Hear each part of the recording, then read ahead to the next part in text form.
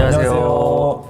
라본튜브의 김학수 원장입니다. 라본튜브의 김동진 원장입니다. 이번 시간에는 이마거상 상담 시 가장 많이 묻는 질문 중에 하나인 고정 재료에 관해서 이야기를 나누어 볼 텐데요. 라본 성형외과는 어떤 재료로 고정하나요? 원장님은 어떤 재료를 선호하시나요? 이 질문을 많이 듣고 연관된 질문이에요. 어떤 재료가 고정력이 제일 좋은지, 어떤 걸 써야 수술의 효과가 가장 좋은지에 대해서 제일 많이 물어보시고 관심도 제일 많으신 것 같더라고요.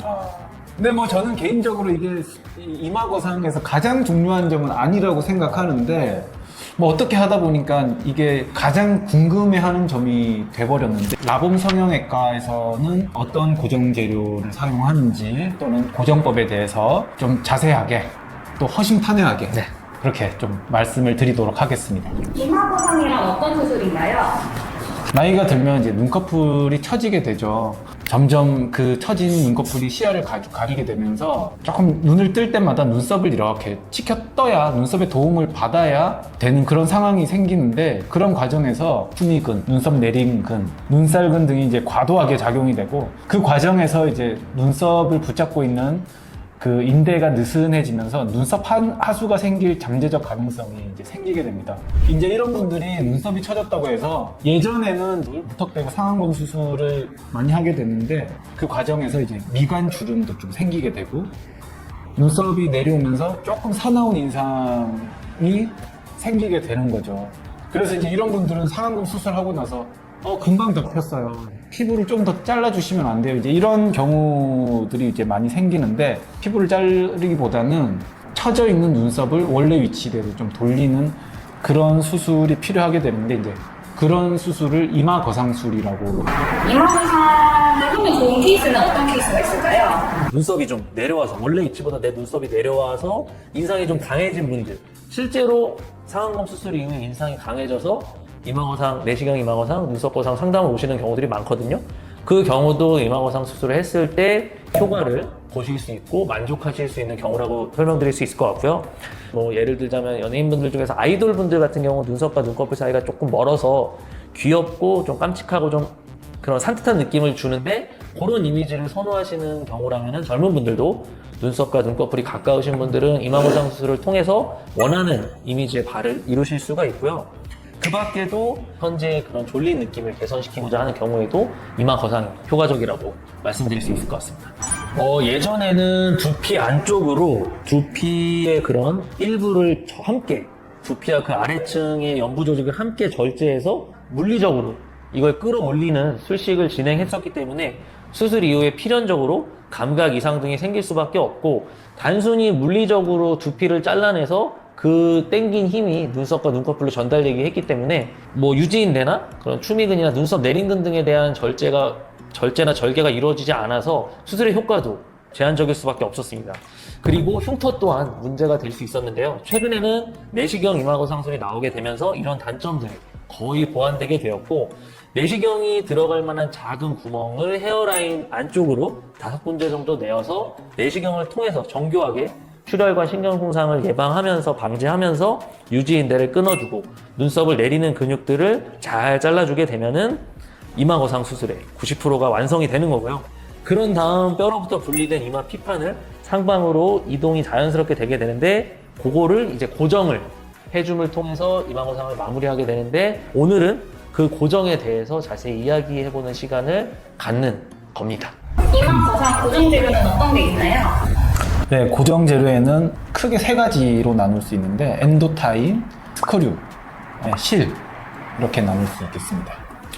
저희 병원에서는 마지막으로 이야기하신 실 고정을 주로 하고 있고 그 이유에 대해서도 계속 다루도록 하겠습니다. 고정하는 이유하고 고정 방법은 어떤 게 있죠? 고정이 그런 이마거상 수술의 성패를 좌우하는 그런 요소는 아니지만 고정을 통해서 그 이전의 이마거상 수술을 하고 났을 때 원하는 위치로 올라온 눈썹과 이마가 다시 예전으로 돌아가지 않도록 유착이 바닥에 되는데 그 시간을 벌어주는 걸 이 고정을 통해서 저희가 가져갈 수 있는 거죠. 스크류는 쉽게 말해서 우리 작은 나사를 두개골에 이제 이렇게 고정을 시켜가지고 실을 그 스크류에 이렇게 고정을 시키는 방식이 되는 거고요.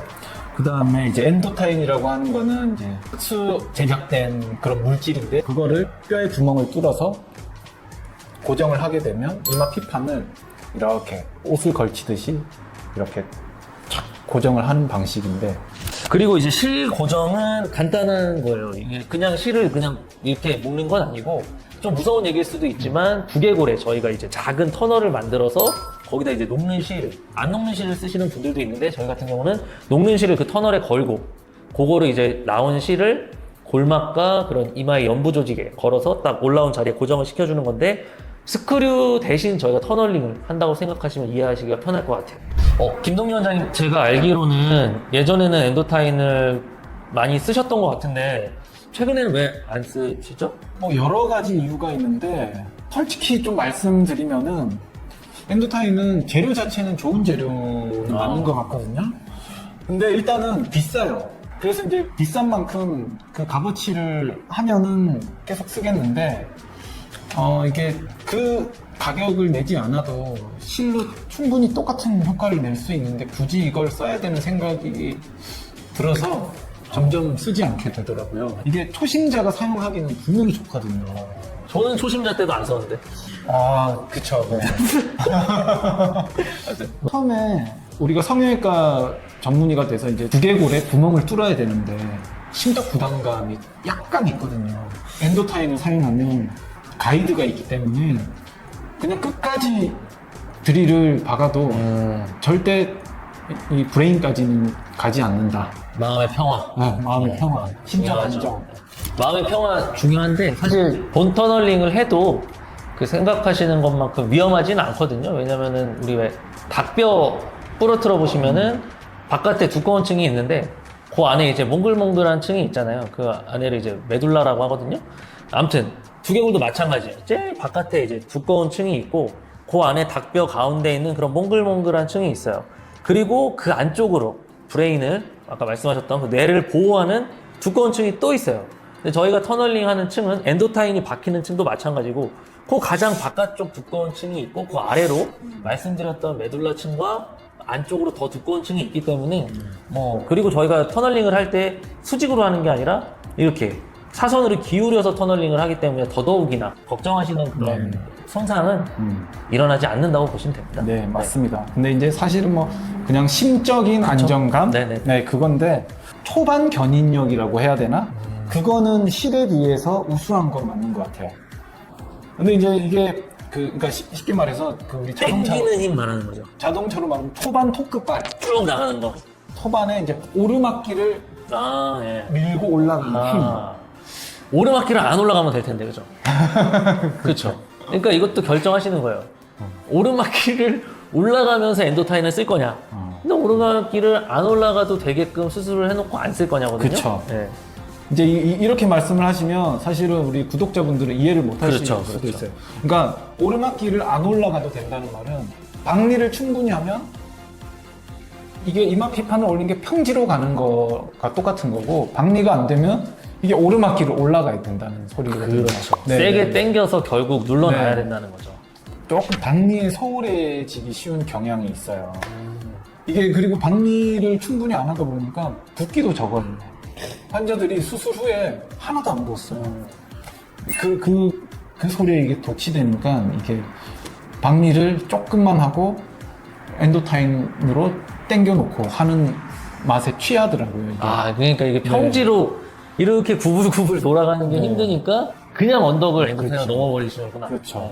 방금 이제 붓기 말씀을 주셨는데 아무래도 이제 이마거상을 이제 유지인대를 넓게 박리하고 그 추미근이나 그 눈썹 내림근중을 이제 제대로 끊다 보면은 어쩔 수 없이 일정 부분의 붓기는 특히 이마 쪽이 아니라 눈 주변에 있을 수밖에 없거든요. 왜냐하면 그런 유지인대 박리라던가 근육 끊는 과정들이 다 눈 주변에서 일어나기 때문에 눈 주변이 붓는 거는 필연적인 과정인데 개인차가 있긴 하지만 엔도타인을 쓰면은 이제 써서 뭐 박리를 잘하면 똑같겠지만 박리를 조금 덜 하고 엔도타인을 세게 고정하는 경우에 붓기가 좀 덜 있다. 이거는 저도 뭐 인정하는 부분인 것 같아요. 그렇게 이제 부족한 박리를 견인력으로 커버해서 그렇게 당겨봐도 어쨌든 시간이 지나면 어떤 이런 장기적인 결과에 따라서 다시 처짐이 발생하고 충분히 박리가 이루어지지 않은 상태에서 당기기만 하다 보니까 이렇게 좀 신경이 좀 당겨지거나 눌리는 증상이 좀 생기기도 했었던 것 같아요. 그리고 또 고정 유지력, 고정이 유지돼서 오래 가느냐 하면 그게 실에 대해서 조금 이제 수술자 입장에서 좀 불안한 측면이 좀 있었던 것 같아요. 어떤 면에서 그렇죠? 그러니까 이게 실은 이렇게 이제 묶어서 고정을 하는데 저희가 직접 보면서 이렇게 타일을 네. 고정을 하니까요. 매듭을 이제 지니까. 엔도타인은 옷걸이에 걸듯이 이렇게 딱 걸치는 거거든요. 그러니까 이게 어떤 상황에 따라서 처음에는 이마 피판이 어쨌든 뼈에 고정이 안 되고 떠 있죠. 떠 있는 상태이기 네, 때문에 유착되기 전까지 떠 있죠. 혈종이 발생한다든지 그 이마 피판과 엔도타인 사이에 붓기나 네. 혈종으로 그 공간이 뜨게 됐을 때 미끄러져 내려갈 수 있다는 거죠. 네. 그런 고정력에 대한 불안감, 실제로 한쪽이 그렇게 빠져서 한쪽이 갑자기 처진 경우가 또 있었어요. 물론 그 경우에도 뭐 엔도타인의 장점이라고 한다면 다시 조금 열어서 다시 고정을 시켜주면 되긴 하거든요. 네. 근데 어쨌든 수술자 입장에서는 그 과정도 거치고 싶진 않죠. 그렇죠. 네. 그럼 제가 또 궁금한 거는 탈모는 어때요? 엔도타인 썼을 때? 엔도타인을 한다고 해서 탈모가 더 생긴다 이런 거는 사실은 아닌 것 같고, 탈모는 어쨌든 실을 사용하든 엔도타인을 사용하든 두피에 이제 모낭이 어쨌든 압력을 받아서 스트레스를 받거나 이제 괴사가 생기면 이제 일어나는 맞죠. 건데, 그걸 피하기 위해서 이제 저희가 실로 고정할 때도 최대한 두피가 없는 쪽 골막을 좀 고정을 하려고 하고 하는데, 엔도타인도 똑같아요. 그래서 두피가 없는 쪽에 고정을 하기 위해서 두개골의 좀 앞쪽에 좀 고정을 하면은 탈모는 안 생겨요. 근데 이제 그런 과정에서 이마에 이게 좀 만져지거나 비치는 현상이 생기더라고요. 어쩔 수 없이. 딱 엔도타인의 형태처럼 나타나는 게 아니라 이 모기가 물린 것처럼 이제 환자들이 계속 이게 여기만 붓기가 사라지지 않아요. 되게 심한 환자는 그래서 이제 결국은 엔도타인을 조금 제거를 했던 경우도 드물지만 좀 있었던 것 같고요. 실제로 제 환자분 중에서도 이제 보호자분은 이제 타원에서 엔도타인으로 수술을 하셨는데, 그 말씀하셨던 그 비치고 이제 만져지고 그런 이물감 때문에 동생은 또 저희 병원으로 오시게끔 해서 녹는 실로 본터널링으로 수술해드린 네. 경우가 있었어요, 실제로도. 그래서 이제 이 비치는 걸 예방하기 위해서 조금 위로 위치시키면 이게 이제 모낭 쪽이랑 맞닿기 때문에 그 부분이 이제 좀 탈모가 생길 가능성이 아무래도 좀 생길 수 있고, 여러 것들을 고려해서 좋은 위치를 찾으려고 하는데, 이게 우리 엔도타인은 이렇게 평면이거든요. 맞아요. 근데 이제 두개골은 이게 곡면이에요.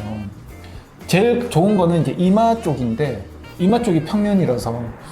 근데 비치죠. 정수리 얇으니까. 쪽으로 가면 또 평면이긴 한데, 그 중간 부위가 이제 좀 탈모를 피할 수 있는 부위가 있긴 한데, 거기는 좀 곡면이기 때문에 고정을 하게 되면 좀 엔도타인 일부가 좀 뜨는 경우가 있어요.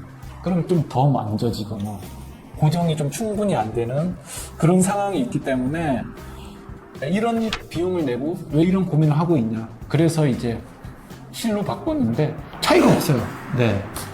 결과에 그렇죠. 네, 고정력이나 이런 게 별로 차이가 없는 것 같아요.